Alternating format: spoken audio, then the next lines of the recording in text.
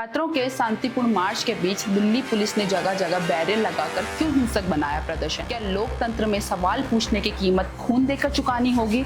आखिर कब तक संसद में बैठे मुट्ठी भर सांसद खुद को देशभक्त और भारत की जनता को देशद्रोही साबित करते रहेंगे?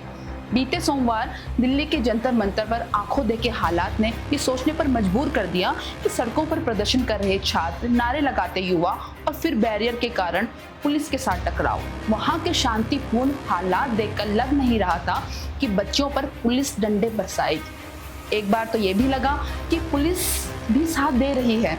बच्चे भी जोश में दिल्ली पुलिस जिंदाबाद के नारे लगा रहे थे। लेकिन सुबह के 11:30 के बाद पुलिस को ऐसा क्या ऑर्डर मिला कि जिस तरीके से स्कूल कॉलेज के बच्चों पर डंडे बरसाए गए, वह एक बर्बरता को दिखाता है कि किस तरह से देश एक तानाशाह के कब्जे में है। जंतर मंतर, जिसे देश में अपनी बात रखने का एक महत्वपूर्ण जगह माना जाता है, वहां जो कुछ हुआ उसने एक बड़ा सवाल खड़ा कर दिया।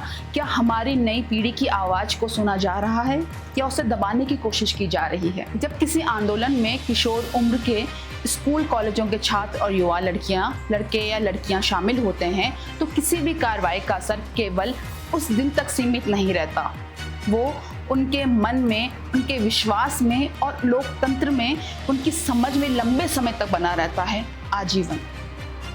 दिल्ली ही नहीं, पिछले कुछ समय में देहरादून, ऋषिकेश, तिरुवनंतपुरम, मध्य प्रदेश, लुधियाना, अन्य कई हिस्सों में भी विरोध प्रदर्शन में कुछ जगह पुलिस कार्रवाई की हिंसक तस्वीरें सामने आई हैं।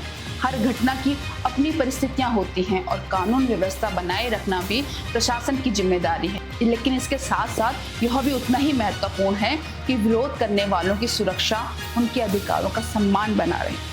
लोकतंत्र की सबसे बड़ी ताकत क्या है? सत्ता, संसद या फिर अपने नागरिकों को अपनी बात कहने का अधिकार। संसद देश का सम्मान है, लेकिन उसकी असली ताकत उन करोड़ों लोगों से आती है जो इस देश को अपना मानते हैं।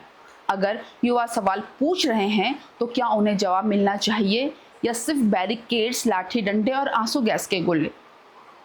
आज देश का एक बड़ा वर्ग यह जानना चाहता है कि आखिर संवाद की जगह टकराव क्यों ले रहा है।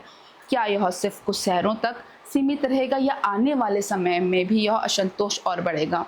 यह वीडियो किसी के खिलाफ नहीं है, लेकिन एक सवाल के पक्ष में है, क्योंकि इतिहास गवाह है, जब युवा बोलना बंद कर देते हैं तब लोकतंत्र कमजोर पड़ने लगता है और आज उनकी आवाज़ सुनी जाती है तभी लोकतंत्र मजबूत होता है।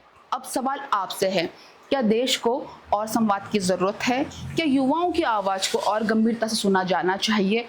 और सबसे बड़ा सवाल, क्या हम असहमति को भी लोकतंत्र का हिस्सा मानते हैं? बस आखिर में आपसे इतना कहना चाहूँगी, किसी भी पार्टी के समर्थक बनो, लेकिन सच के विरोधी मत बनो।